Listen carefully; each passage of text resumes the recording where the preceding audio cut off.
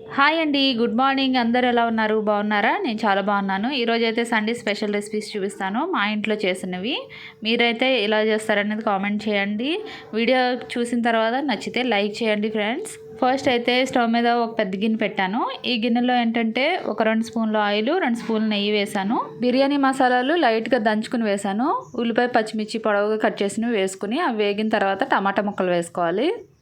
ఇవి కొంచెం మగ్గితే సరిపోతుంది. బిర్యానీ ఆకు, అల్లం వెల్లుల్లి పేస్ట్ వేసుకున్నాను. ఒక 4 స్పూన్ల వరకు వేసుకుని ఇది బాగా కలుపుకోవాలి. ఇది అడుగంటకుండా మాడిపోకుండా బాగా కలుపుకుంటూ ఉండాలి.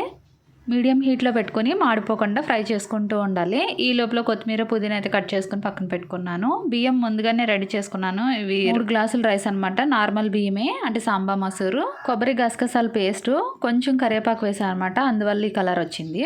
అల్లం వెల్లుల్లి పేస్ట్ అయితే ఫ్రై అయిపోయింది. కొత్తిమీర, పుదీనా యాడ్ చేసేసాను. ఇది కూడా బాగా కొంచెం కలుపుకోవాలి. ఈ ఫ్లేవర్ అంతా దిగుతుంది అనమాట ఆయిల్లోకి, కొత్తిమీర, పుదీనా ముందే వేయడం వల్ల. ఇంకా వెంటనే వాటర్ పోసేసుకోవాలి. మరీ మగ్గిపోయిన అవసరం లేదు. గ్లాస్ బియ్యానికి 2 గ్లాసులు నీళ్ళు పోసుకోవాలి, మామూలు బియ్యమే కాబట్టి. అదే బాస్మతి రైస్ అయితే కప్పున్నర వాటర్ పోసుకుంటే సరిపోద్ది ఒక కప్ రైస్కి. ఇందులోనే కొబ్బరి, గసగసాల పేస్ట్ ఉంది కదా, అది యాడ్ చేసేసాను. కొద్దిగా వాటర్ పోసాను. రుచికి సరిపడినంత ఉప్పు వేసుకోవాలి. కల్లుప్పు వేసాను. మరీ ఎక్కువగా వేసుకోకూడదు ఉప్పు, ఎందుకంటే మనం ఏదైనా కర్రీ యాడ్ చేసుకొని తింటాం కాబట్టి ఎక్కువైపోతుంది. అది చూసుకొని వేసుకోండి. మీకు రుచికి తగిన విధంగా వేసుకోవాలి. నీళ్ళు మరుగుతున్నాయి అన్నప్పుడు ఇంకా బియ్యం వేసేసుకోవాలి. ఇవి ఒక అరగంట ముందు కడిగి నానబెట్టిన బియ్యం అనమాట. ముందే నానబెట్టుకుంటే మంచిగా బాగా ఉడుకుతుంది, పువ్వుల్లా వస్తాయి రైసు. ఇది ఒక్కసారి కలుపుకొని మూత పెట్టి ఉడికించుకోవాలి. మరగడం స్టార్ట్ అయ్యి చుట్టూ కూడా పొగలా వస్తుంది. ఇలా వచ్చినప్పుడు ప్లేట్ ఒకసారి తీసుకొని ఈ విధంగా రైస్కి సరిపడినంత వాటర్ ఉంటాయి కదండి, ఈ వాటర్ ఉన్నప్పుడు స్టవ్ని సిమ్లో పెట్టుకోవాలి. ఈ విధంగా సమానంగా చేసేసుకొని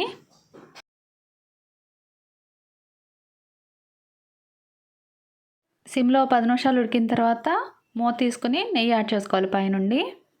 చివరిగా వేసుకుంటే మంచి ఫ్లేవర్ వస్తుంది రైస్కి. లాస్ట్గా కింద నుంచి పైకి మొత్తం కలుపుకుంటూ ఒకసారి కలిపేసుకోవాలి. రైస్ రెడీ అయిపోయింది. మూత పెట్టి ఒక 2 నిమిషాలు అలా వదిలేద్దాము. నేను పక్కన కుక్ చేస్తున్నాను. మాన్సా ఇవి లెమన్, ఆనియన్ కట్ చేస్తుంది. ఇంకెందుకు, నెక్స్ట్ రెసిపీలోకి వెళ్ళిపోదాము.